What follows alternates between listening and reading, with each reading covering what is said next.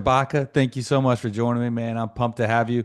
Our friend in common is Derek Hamilton, and people have heard him before on my show, but I'm pumped to have you. Thank you for taking some time to speak with us today. And you're in Brooklyn today, is that right? Yes, I am, and thank you for having me. I look forward to having a great conversation, man, about the subjects on hand. That's right. And you mentioned before we started recording about how people didn't really understand or realize how often wrongful convictions happen. Maybe in the last few years, people have started to open their eyes and realize how often it happens. But in your case, it happened a lot, but a lot of people didn't realize it was happening. Yeah, I think that it has a lot to do with the political climate. Hmm. And for a long time, there was this rush to be hard on crime, Hmm. war on crime, and to incarcerate as many people as you can. And it wasn't until recent that people started realizing that that may not be the proper way to deal with crime. And that opened up doors for people to start looking into cases and realizing that in that rush to incarcerate people, they just steamrolled over everybody, and a lot of innocent people got caught up in the net and went to prison for crimes they never committed. Yeah, it's incredible. I mean, my eyes have been open to it. I remember hearing some of the early stories on like the wrongful conviction podcast, and I just was blown away. I almost felt bad that I was like, holy shit, like I didn't even understand that could happen or would happen or does happen. With your story, let's take us back to the beginning. I mean, you were growing up in Brooklyn. Take me through your childhood. What was life like for you as a kid? Well, I grew up in Brownsville in Brooklyn, which Brownsville is one of the worst neighborhoods in Brooklyn. It's mainly a bunch of projects, so it's a bunch of people living on top of each other for blocks and blocks, one project after another. So you got thousands of people living on one block, and then the next block and the next block, and it was always full of crime. So I grew up seeing that and understanding that this was the way of life in my neighborhood. Hmm.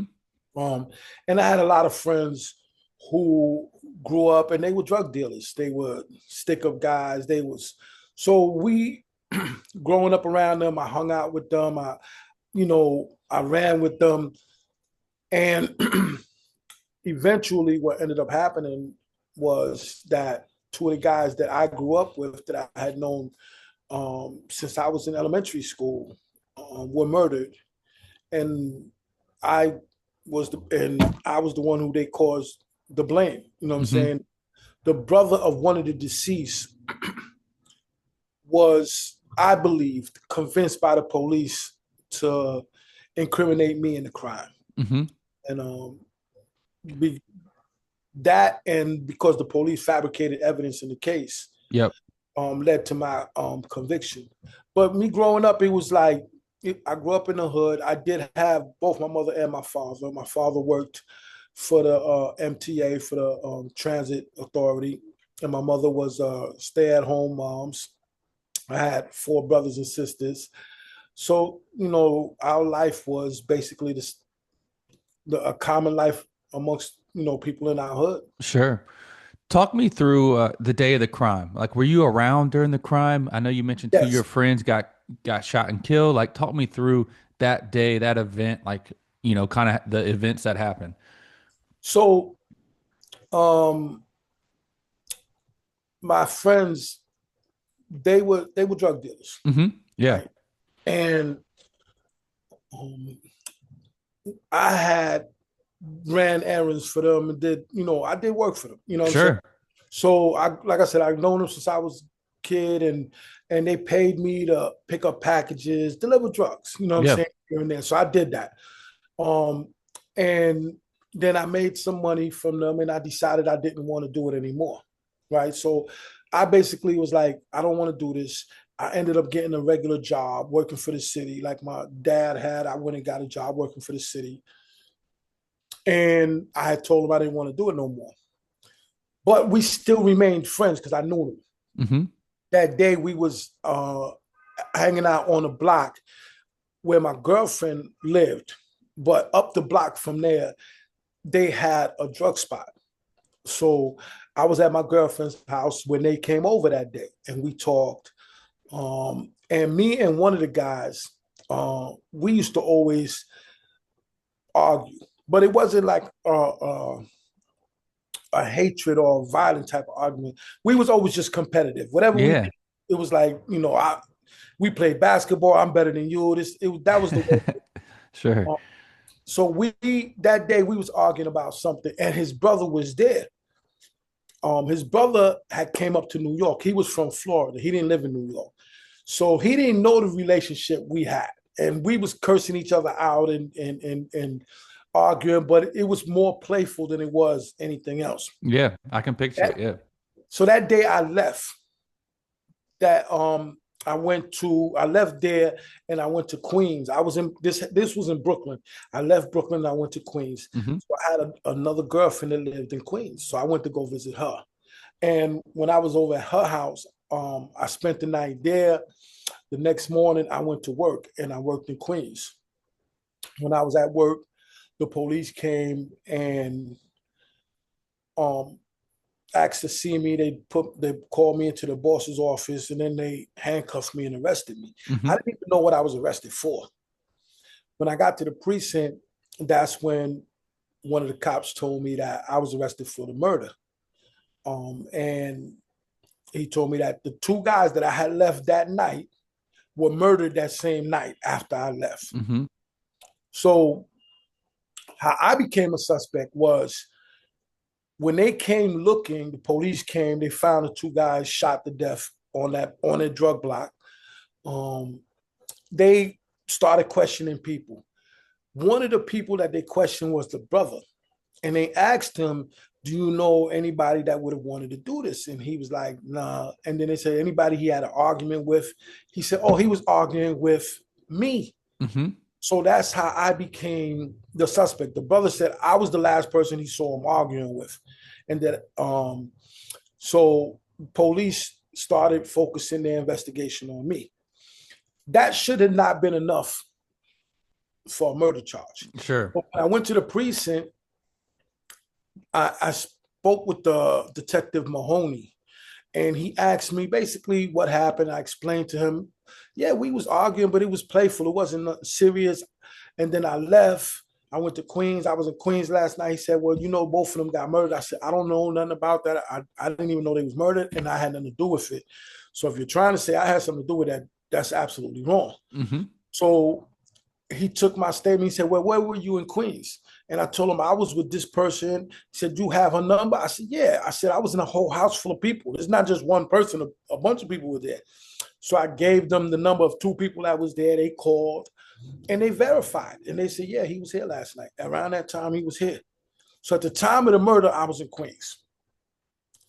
He walks out of the room and he tells Detective Scarcella, Hmm. he says, hey, I got this suspect, but he has an alibi, and they're saying he was in Queens at the time.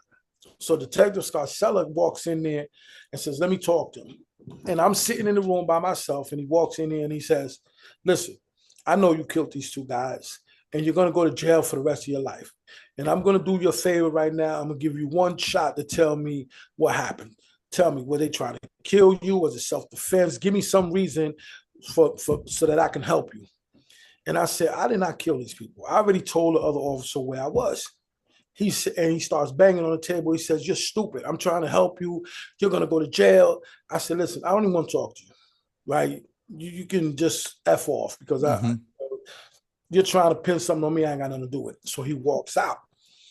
Um, I I go to a lineup, which now I know was the brother who picked me out of a lineup. Mm.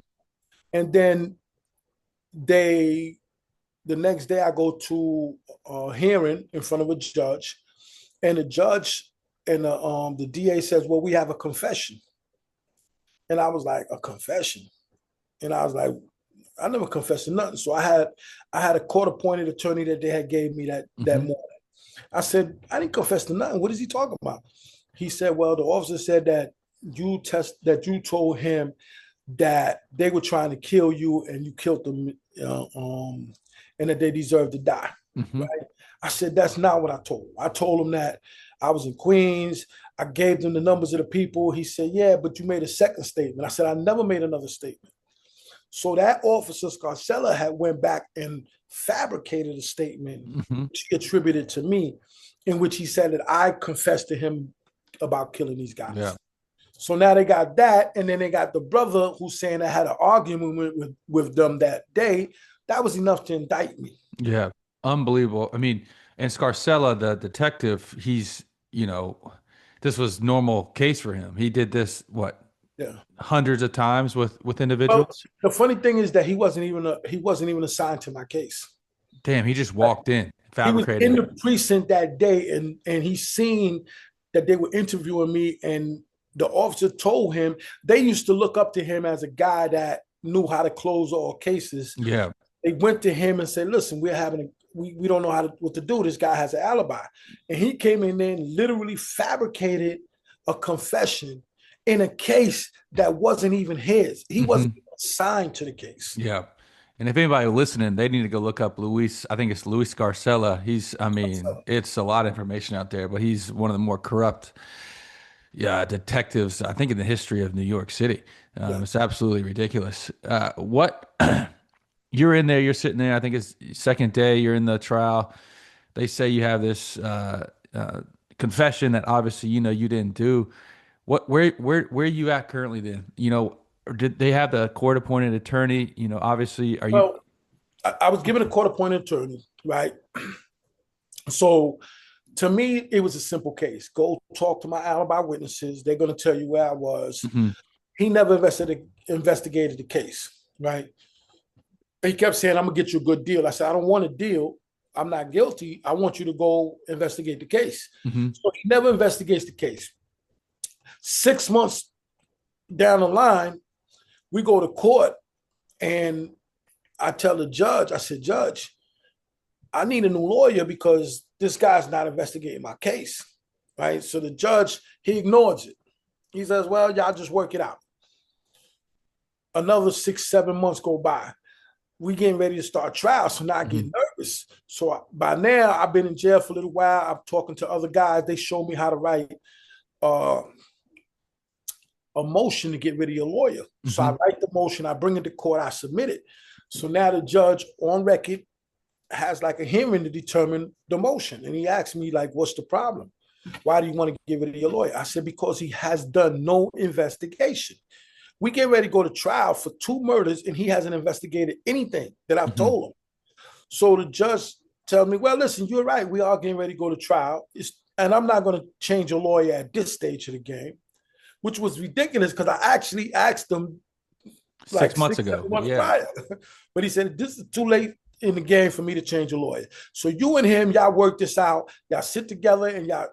So now the lawyer, he tells me, I'm gonna defend you. So I said, first of all, give me a copy of everything that you got. So I gather all the paper because something just told me I need to start really keeping track of everything. Mhm. So he gives me copies of everything. I take that back with me. I start reading it. And I we get ready to start trial. So I start writing things down for him Mhm. that I find in the case. Right. The day of trial, he comes to me and said, listen, good news. I got you a deal. Right. They're going to give you 15 years for both homicides. I said, that's not That's good news. insane. Yeah. I didn't ask you for a deal. I asked you to get prepared for trial. I'm not taking no time. So he's like, this is good. You can get 50 to life. I'm giving you, 15 years. I was like, I don't want a deal. I didn't commit these murders. I want you to go in there and prove I didn't commit the murders. So we start trial. I had to literally write down the whole fact pattern for them because he didn't even know the case. Mhm. So I had to write it down for him. After that, they start asking questions, right? Now, the brother who initially said I was the last person he saw arguing with his brother. That was his initial statement, and we have the police reports and everything. This is what he told him. He never said he saw the murder. or that I committed the murder. Mm-hmm. He just says, I had the argument with him. I know who was involved. He had an argument with this guy. That's how I got pointed out. Mm-hmm. At trial now, they put him on the stand and testify, and he says, I saw the murder. Completely different story. But this is like a year and change down the line. He's been meeting with the detectives for months, and they've been convincing him that Mm-hmm. he has to give a more incriminating account. Mm-hmm. Saying that you saw argument is not going to put your brother's killer in jail. You got to say you saw this. So he goes on the stand and actually testifies that he saw the murder, right? But he says he saw me run up behind his brother and shoot his brother twice in the back. And then his brother fell, and I kept running, and he ran to his brother's side, and he saw his brother die, right? The problem with his testimony was that his brother was never shot in the back. Mm. His brother the cause of death was a single gunshot wound to the chest. So his testimony completely contradicted that. So after he finished testifying, we bring the medical examiner and we say, what's the cause of death? He says a single gunshot wound to the chest. We say, well, can somebody standing behind somebody and shooting them twice, would that cause that wound? He said, no, whoever shot him was standing in front of him, point blank range, talking to him. You know what I'm saying? So that contradicted that testimony, right? Then they also came a last minute witness that the district attorney ended up finding, right? Which was like the most amazing thing in the world. So the day of trial, the first day of trial, this guy calls the district attorney on my case and says, hey, I was a witness to that murder that happened a year and change ago, right? So I witnessed the whole thing. Mm-hmm. And the district attorney says, well, you want to come and testify? And he come in, he testify, and they put him on the stand. He says, yeah, I was standing on the stand, and I seen Shabaka shoot these guys, right? Like, who was this guy? So he was a guy that he was another drug dealer that worked for the two guys that got killed. Okay. And so one, we asked him, how did you come to court today? He said, well, I woke up and it was just on my mind for so long, and I decided to call the district attorney's office. So we said the day that trial started, this day you decided to call the district attorney's office, and you just happened to call the exact district attorney that's on this case the day of trial. Yeah. Right? That's incredible. So, and what happened? He said, well, I told him that I was a witness, and he told me to come in. And did you ever talk to the district attorney before that? No. You never talked to no district attorney. You never talked to no police officer. You never talked to anybody. Mm-hmm. You happened to call the exact district attorney that's on this case on the first day of trial, and he told you to come in and you testify. He never took no statements from him. They never did no they never questioned him before that. How did they even know what he was going to say? Yeah. But they put him on the stand to testify, and he testified that he saw me shoot these guys. Unfortunately, his testimony also contradicted the brother because where he said he was standing when he witnessed the murder is the same spot that the brother said he was standing. So then we asked the brother, was anybody else there with you? And he said, no, I was there by myself. And we asked him, was anybody there with you? He said, no, I was there by myself. So both of them are saying they were standing in the same exact spot by themselves. Mm-hmm. When they witnessed. So the testimony, the actual witness testimonies were completely contradictory, right? There was no fingerprints. They found the murder weapon. It had fingerprints on it. They weren't my fingerprints. Yeah. Right?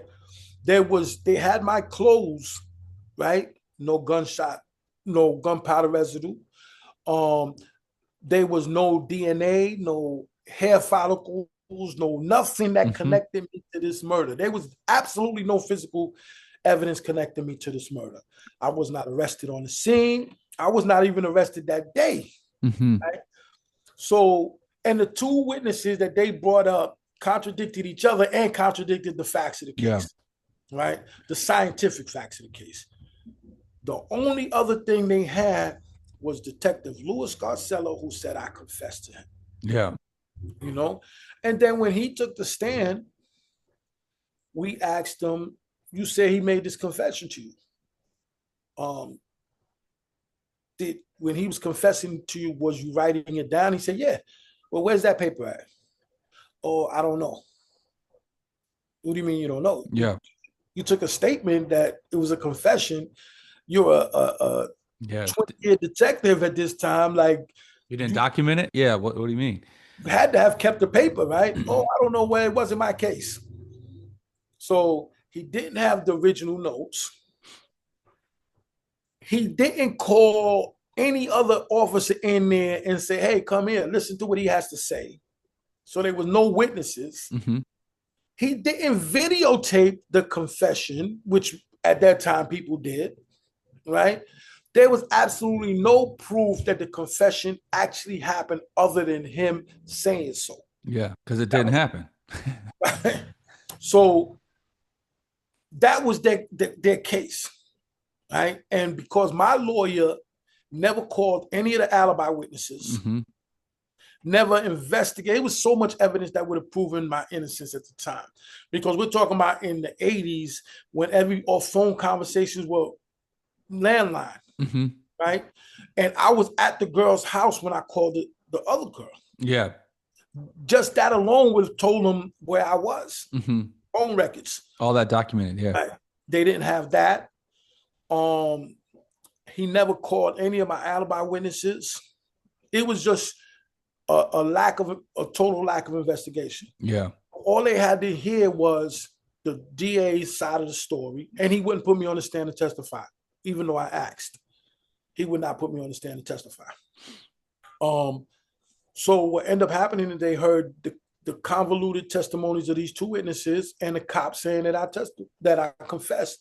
And it took them 2.5, 3 days of deliberation, and they came back with a guilty verdict. Damn.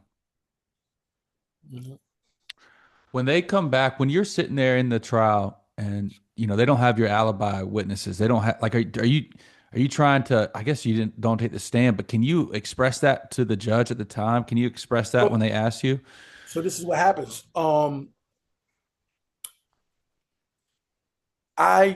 When he doesn't call my alibi witnesses, I go back that night, and because we got to come to court the next day, because the trial was still going on, but it was going to be our turn now, and he hadn't called my alibi witnesses.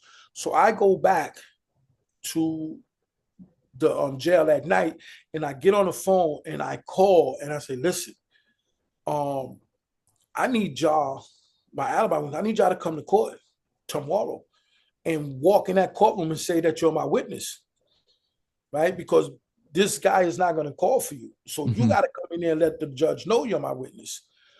And they did that. And he still did not put them on the stand. Damn. Right? So then he got ready to end the trial. He said, we're going to close. And I said, hold up.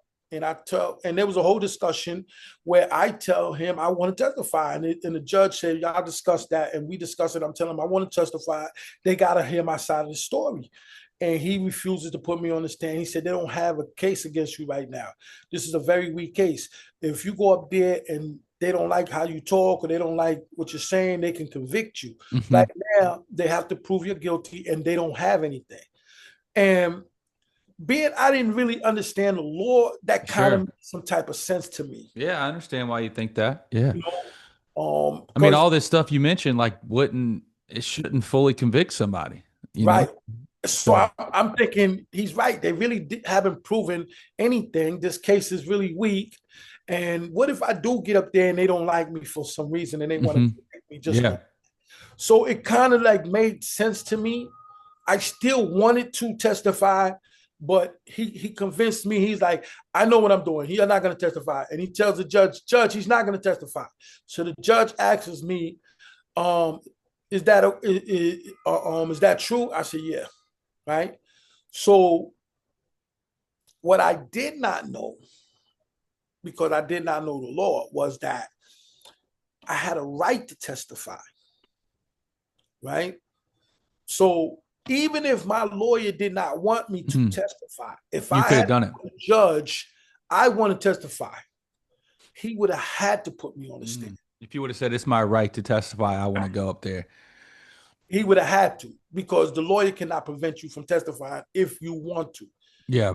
It can only counsel you not to. But if you still decide you want to, but I didn't know that at the time. I thought, as my lawyer, he had the right to prevent me from testifying, and I went along with it. Yeah. Unbelievable. I mean, I see your thought process though. Like I didn't do it. These testimonies, they contradict each other. Like they don't really have any material evidence against me. Like I would have thought the same thing. My lawyer's telling me not to go up there. I'm not going to go up there because he thinks I'm not going to get convicted. When you come back and you hear the conviction of the two murders, I think you get 20 years to life. What are the immediate moments after that? I mean, obviously you're probably extremely pissed off, So furious. I knew I was going to be convicted, because a couple of days so during deliberation, you come to court, you sit in the bullpens all day long, and they deliberate. And every now and then they'll bring you out because the jury has a question. So they came out the first time and they said, we want to hear the statement. We want the transcript of the statement of Detective Louis Scarcella. So they take that back with them. Then I go back in the bullpen. Then they call me back out. Oh, they want the statement of the witness. They take that. Then I go back in the bullpen. Then we came back out because they asked a question about some law. Then they went back out. So now 3 days have gone by. On that third day, they come out and they pull me out and said the jury has another question. So I come out and the jury asks the judge, what's the difference between murder and manslaughter? Right? So that question right there let me know they're going to convict me. They're trying to decide which one. Certainly. Once I heard that question, I already knew, like, wow, I'm going to get convicted. So now I go back and I said, I'm going to get convicted. At least I hope it's manslaughter. I hope I'm not going to get a top count of murder. But I kind of already understood that it was a conviction coming down the pipe. Yeah. And then they called me back out and they said the jury has a decision, and they called me back out in a few hours and they said the jury has a decision, and they convicted me. So I got 20 to life for each murder running consecutively. So that means I finished the first 20, I got to do another 20. Damn. So that means I wasn't eligible for parole until after I had completed 40 years. Damn. Right?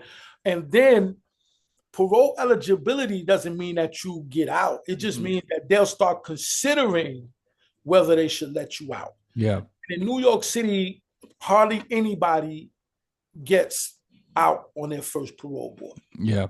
You usually get 2 year hits every time. You might get a 2-year hit, come back in 2 years, get another 2-year hit. So parole eligibility just means you're eligible, doesn't mean you're going to get out. Yeah, for sure. Murder cases, you rarely ever get out. So when they gave me 40 years to life, I just looked at my mother and I was like, because she was in the courtroom and she was in tears, and I was just like, it's going to work out. I I didn't even believe it at the time. Yeah. But I told her, I said, it's going to work out. It's going to work out. I didn't do it. Yeah.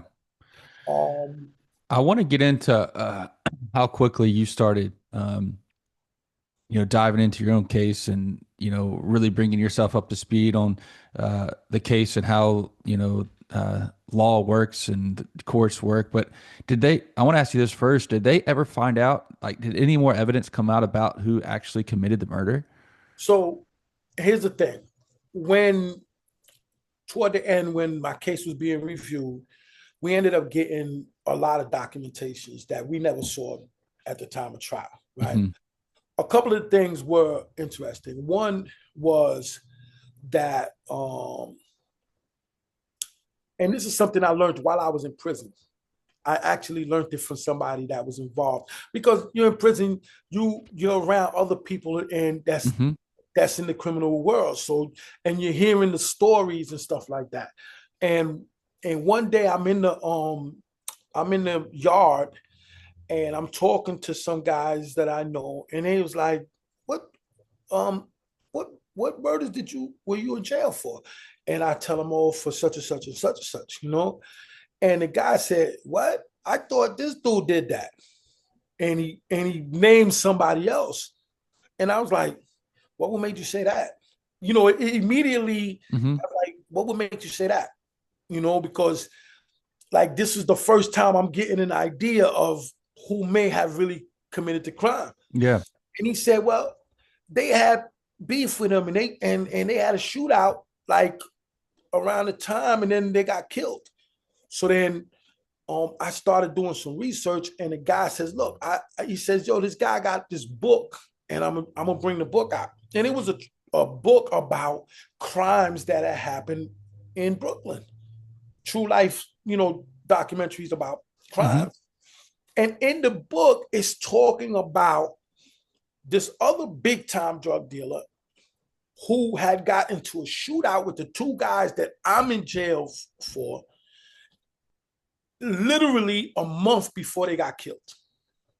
Right.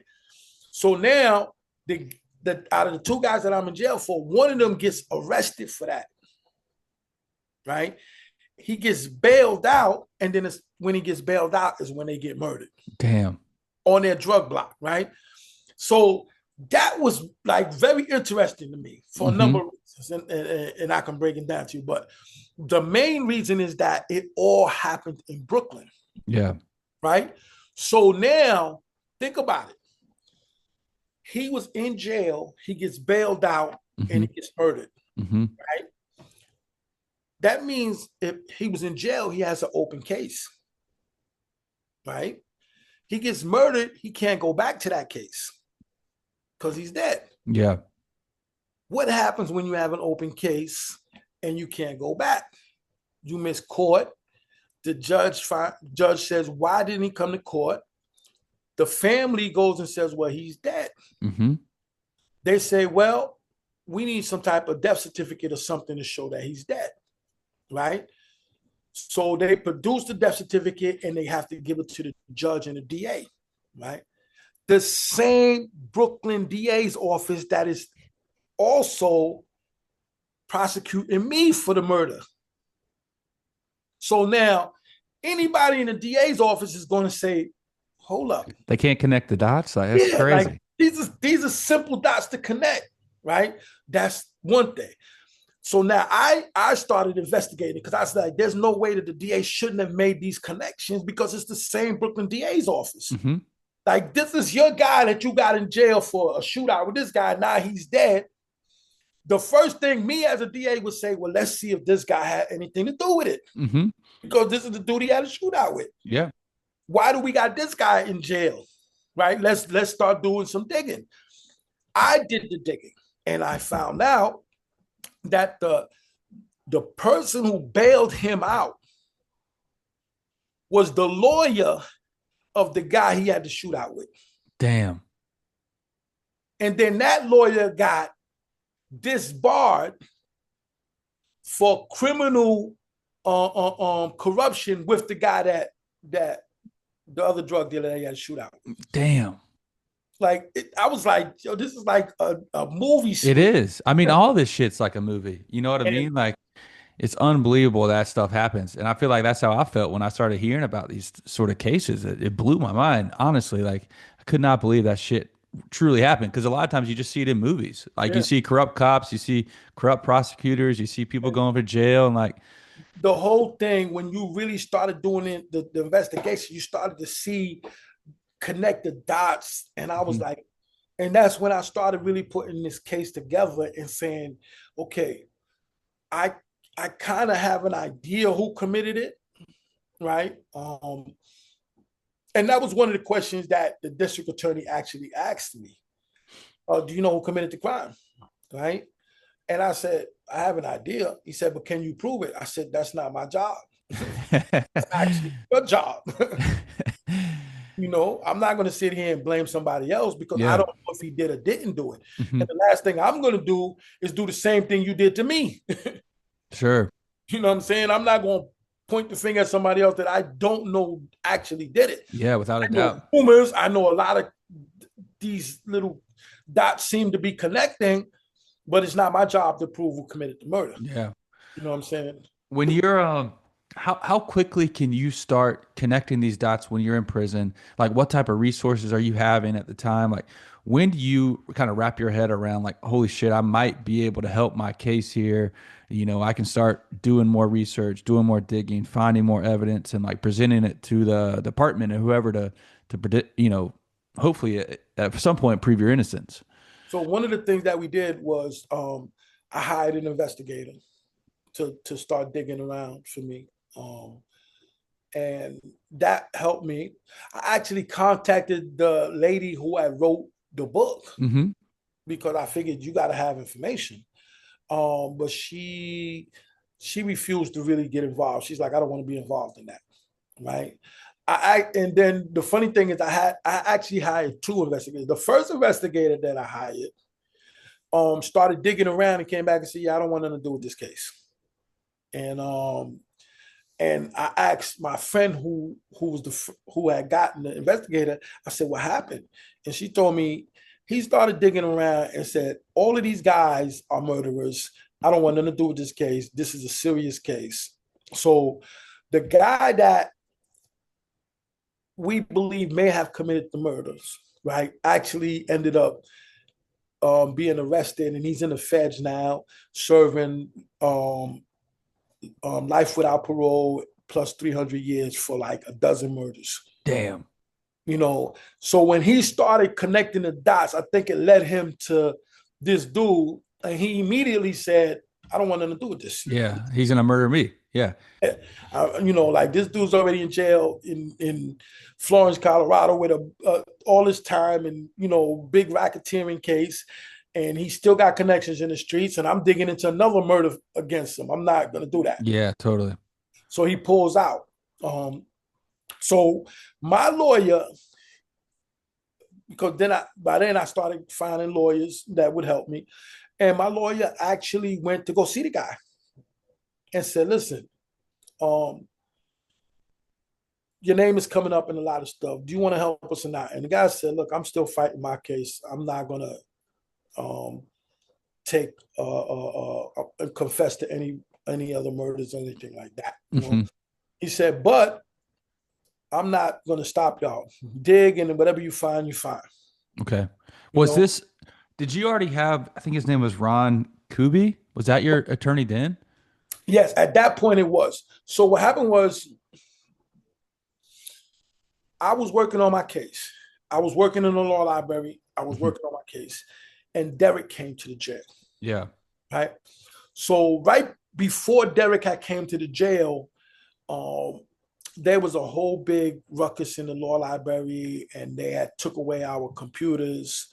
Um, What year is this? this is like 2010, I believe. I mean, this is crazy. Like, people got to realize you've been in jail for 20 years at this point. Yeah, yeah. So around that time, they had took our computers away from us, and they had us working on typewriters, which was like ancient to us. Yeah. 2010. Like, that's Yeah. crazy. I'm like, yeah, I quit.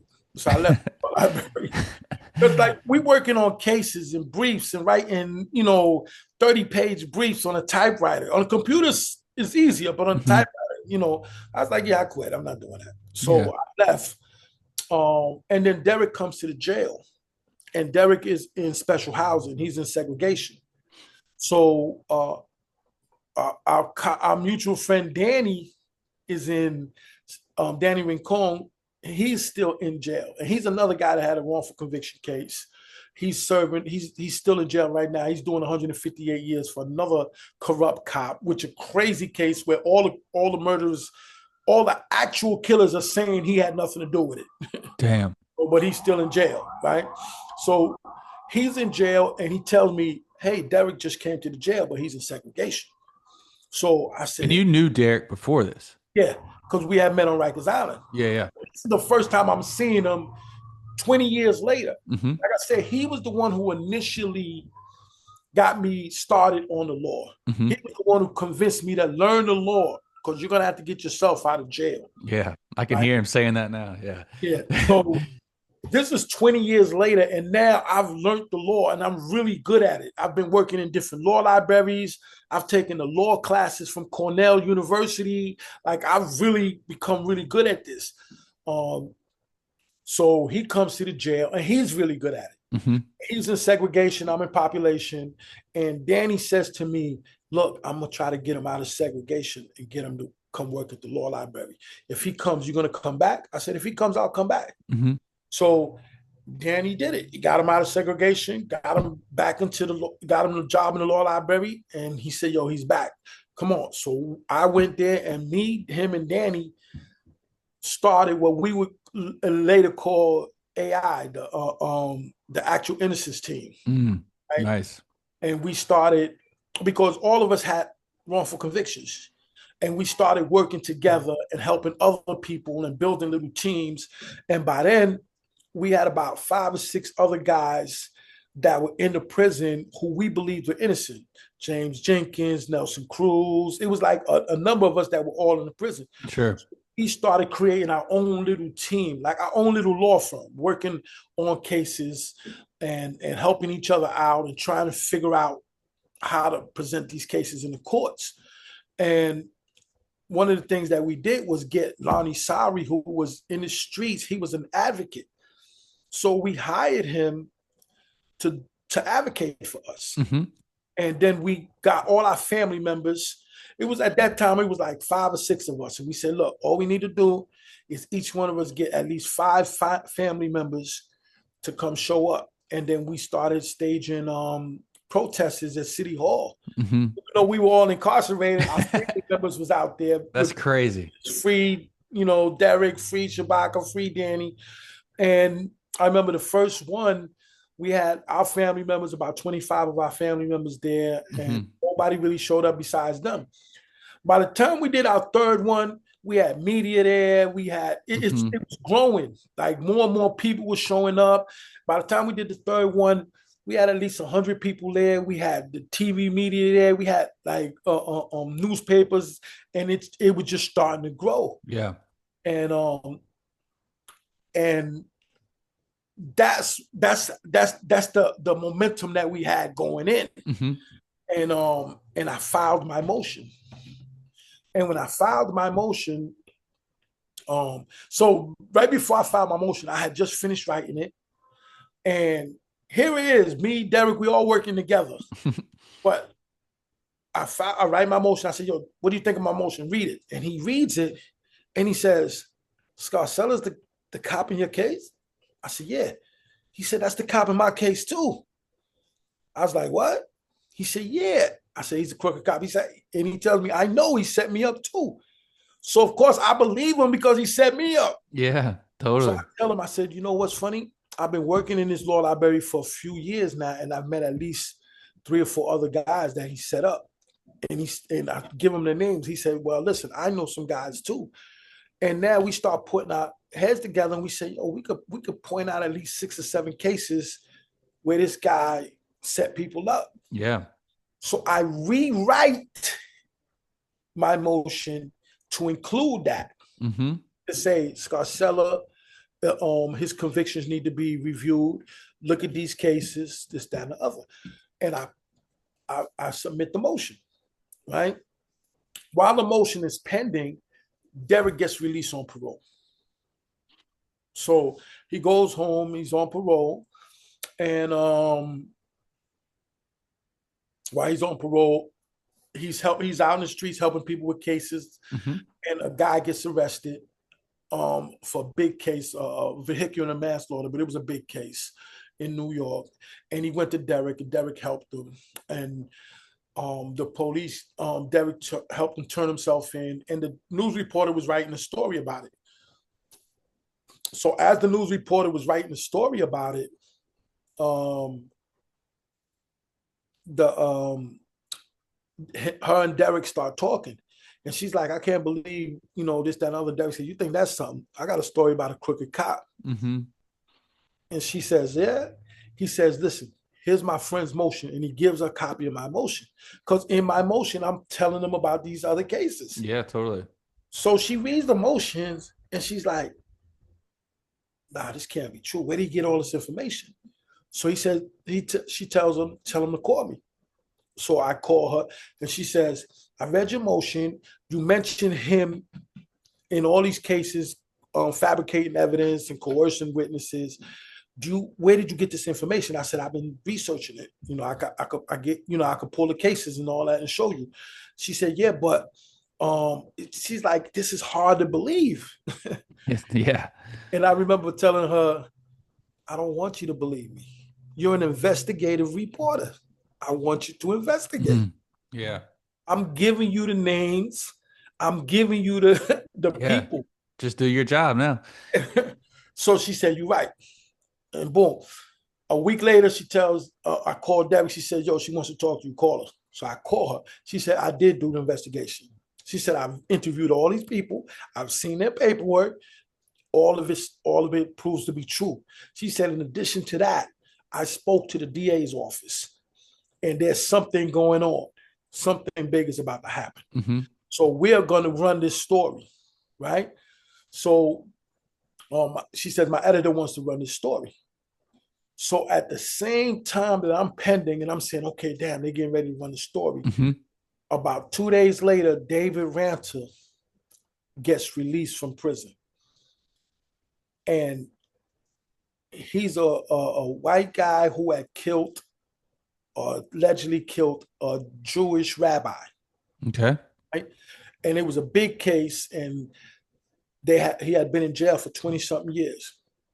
He gets released from jail. And the reason they release him is because they say the confession was fabricated. Mm. And who wrote the confession? Scarcella. Scarcella. Mm. So when I see it, I'm like, you got to be kidding me. Mm-hmm. The same exact thing that I'm telling them is they just released this guy for. Mm-hmm. So then I call her. I said, yo, I just seen an article. They just released David Ranter for the same exact thing that I'm alleging. Mm-hmm. Right? And she said, you think that's something? Watch when you see the Morals paper. Damn. And the next day, the New York Times had full-page article with me, all the people that I mentioned, David Ranter, a whole big expose about Scarcella. And I think that made the court, because my motion is still in front of the court, it's pending. Yeah. It made the court say, we can't just sweep this under the rug now. Yeah, definitely. We got to do something with this. So he granted my hearing. They had no other choice, because now, not only am I alleging it, and the good thing is that I'm alleging it before any of this happened. Mm-hmm.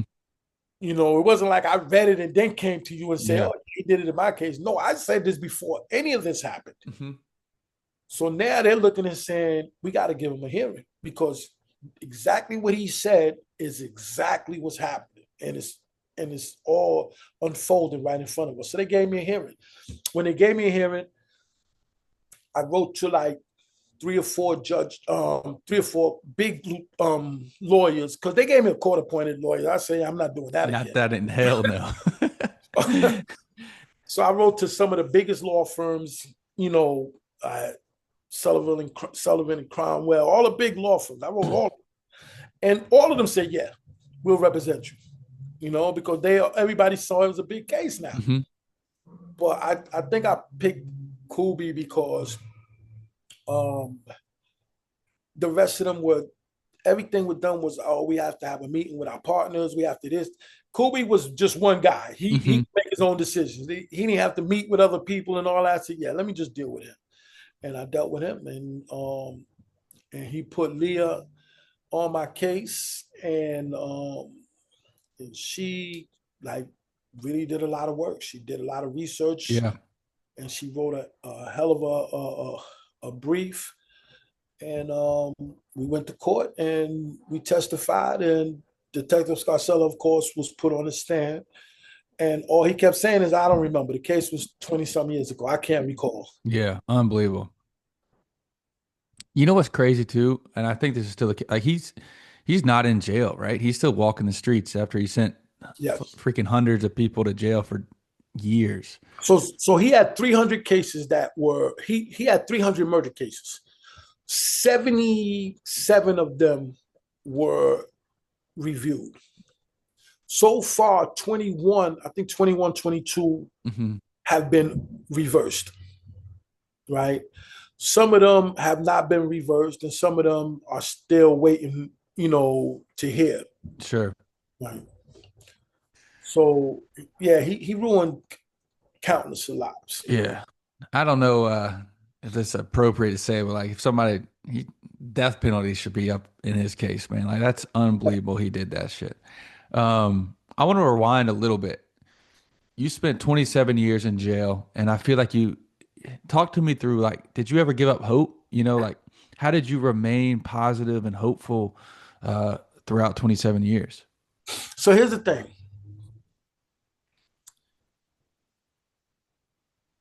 I had it in my mind, right, that how people say the system um let you down and stuff like that. Hmm. But I understood that the system is people.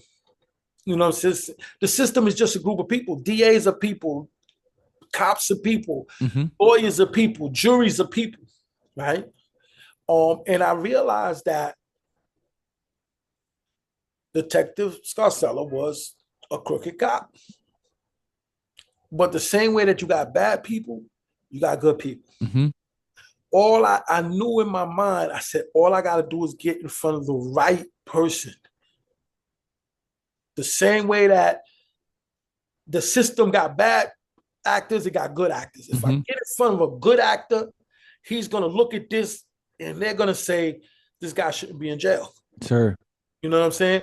So to me, it was just like a numbers game. Let me just keep in their face until the right person looks at my case. Hmm. And it did happen because Kubi, he was a good actor. He took my case. Jonathan Edelstein, he was another attorney that was a good actor who helped us when we didn't have no money to pay him or anything. He just helped us. Hmm. I had law students that I met when I was taking classes from Cornell, Hmm. helped and said, even the little things, we'll make some copies for you or we'll review stuff for you. You know what I'm saying? Yeah. And they helped, right? And then um, the judge at my hearing, um, and his clerk, he had a lady that was his clerk who really was instrumental in my decision, and I know that. You Hmm. know what I'm saying? Because the judge, he wanted to let me go, but he was like straddling the fence because a lot of them worry about the repercussions, Hmm.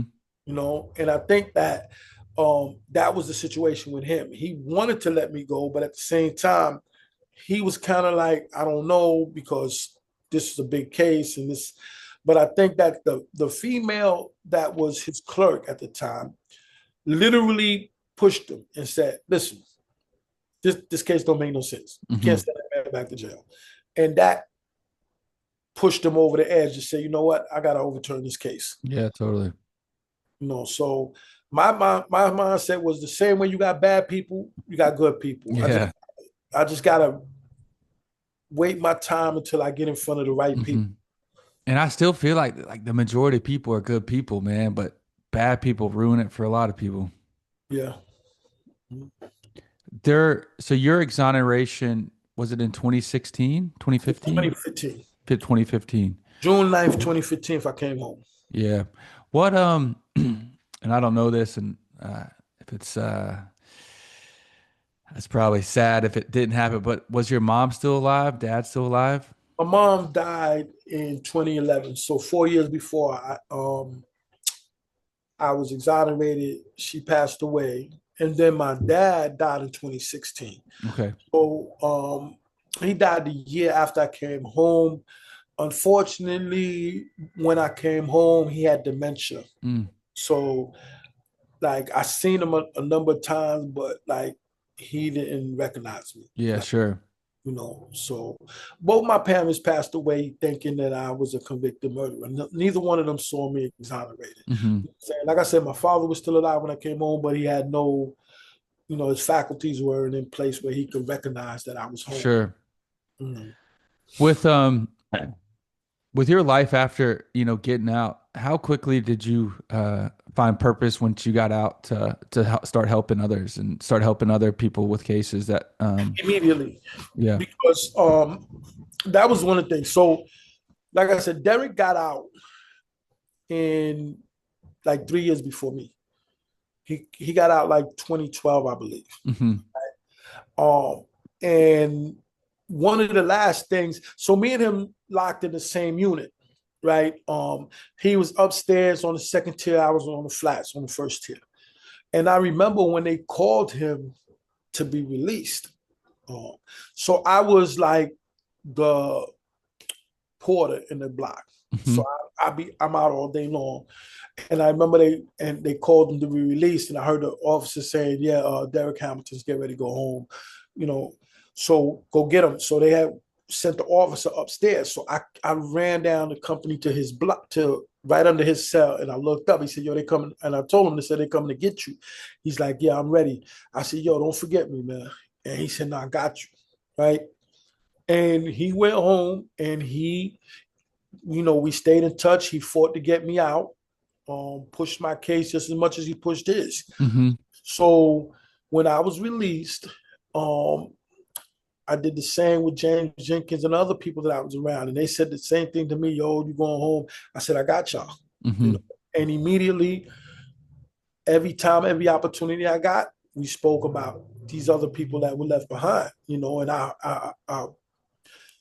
our mission has always been to make sure that everybody that was with us that was wrongfully convicted gets out. Hmm. And so immediately, like as soon as I got home, I remember the one thing I did do was like I took like 3 weeks, 3 or 4 weeks, that first month. I said, I gotta go see my family. Hmm. My family's scattered all over the United States, so I had to go different places to go see them. Um, and spend some time with them. My nephews, my nieces who had grown up, never actually seeing me, but old stories about me. So I was able to go see them and spend time with them. And then as soon as I got back, I started working as a paralegal for Wrongfully for the same attorney. That's awesome. I worked as a paralegal for him, and I worked on everybody's cases. I opened up a nonprofit just to handle these cases, and we kept everybody abreast, man. And some of them have come home, and some of them we're still trying to get home. Yeah. With with your day to day now, how is it structured? I think you're working for the Department of Education, is right, or the Board of Education? Yeah.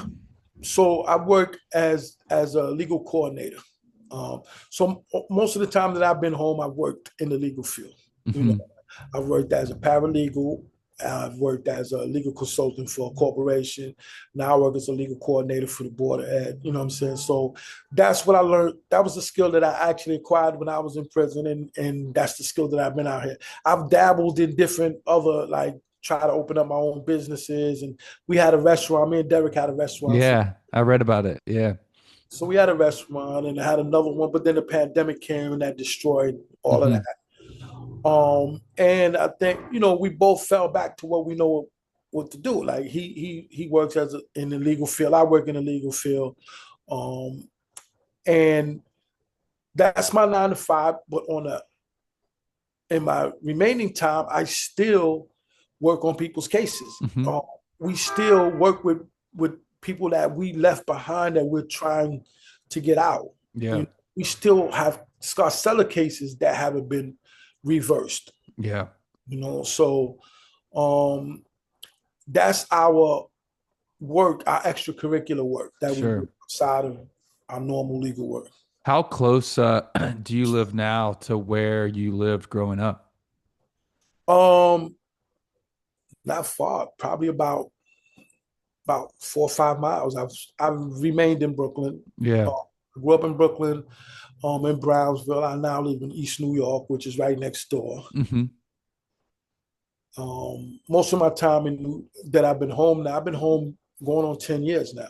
So I've Do lived you in Canarsie, Fort Greene, Bed-Stuy, nice. Do you Many. feel adjusted? Do you feel normal? Like how do you feel? I feel blessed. Like I realize that every day that I'm out here, that I'm free. Um, I'm living a good life. You know what I'm saying? It's not the best life ever. You know what I'm saying? Sure. But it's a good life. I'm free. I'm healthy. I have a 5-year-old son. Oh, congratulations. Thank you. And it's crazy because he's 5. He's very smart. He's in first grade now. Well, he's going to first grade now. But I spend my time teaching him about everything. Hmm. And I've even told him that I was in prison. Even, because I want him to understand like everything that I've been through. Yeah. And so that he won't follow along, in those footsteps. Sure. So I feel blessed, man. I have a family, I have my life. Out here, I have my health and I have my freedom. Hmm. You know, You do you spend time in the gym? You look like you must. yes, I do. Did you I, do that a lot in prison? yes, so I worked out all the time in prison. That was all I did. I worked in the law library, and then on my rec time, I was in the weight pile or in the gym working out, playing Hmm. basketball. I love sports. Yeah. I played all the baseball, football, basketball, everything. I boxed when I was in Sing Sing and in what do you call it? So I played all the different sports when I was in prison. You a New York sports fan, I guess. Yes, I am. Knicks fan. Yes, Knicks and the Nets, but Yeah. Knicks very proud of them last year. Yeah. Hopefully, think they're going to do even better this year. Yeah. You Yeah. know, Yeah. I thought they had a chance there in the playoffs. So I did too. I really was proud of them last year. Um, I, I mean, they lost, but I think, and I don't want to blame the coach yeah. because I think they unfairly fired him. Yeah. Yeah. Yeah, like they, but I do think that he got outplayed in the Yeah. series. He got Yeah. He really likes to run, the players he likes, man. They play the whole time, and I think that can be a benefit and a curse at times. I think he got outcoached. Yeah. Like, a lot of times that the decision making that he made was like, and in New York, you can't, New York is the big city. Like you make a few Yeah. mistakes, you get. You're out. Last question for you. What do you for me, like somebody, I just kind of recently, I would say in the last 5, 6 years, realized cases like yours were actually a real thing and not just a movie. Uh, well, for people that are wrongfully convicted or people that are listening, how should, you know, what is your message to them about how they should feel about wrongfully convicted cases or people that are saying they're wrongfully convicted? So one of the other things that I do now, right, is that I do a lot of speaking engagements. I was actually at like 3 weeks ago. I was up at Yale University doing a presentation for them. I've spoken at different colleges, different schools. So I like to speak to the young people that are like law students, Hmm. because they're the next lawyers, the next judges, the next prosecutors. Yeah. And my thing to them, and I like to speak to the kids who are growing up that are at risk of going to prison, Hmm. because I want them to understand that you can seriously end up in prison for the rest of your life, Hmm. right? But when I speak to the young law students, I always wanted to understand that this isn't just a case; it's about human lives. Hmm. Like The decision you make is not like I'm going to win a case and that's another win under my belt, right? If you're a prosecutor, yeah, that's this is your career. You want to, but you got to make sure because you're ruining somebody's life. Sure. You're ruining the person that you're sending in jail a life. If they got kids, those kids is being raised without a father or without a Hmm. mother. You know what I'm saying? You're taking somebody's son or daughter away from them. You're ruining lives. In hopes of just putting another notch on your belt, Yeah. right?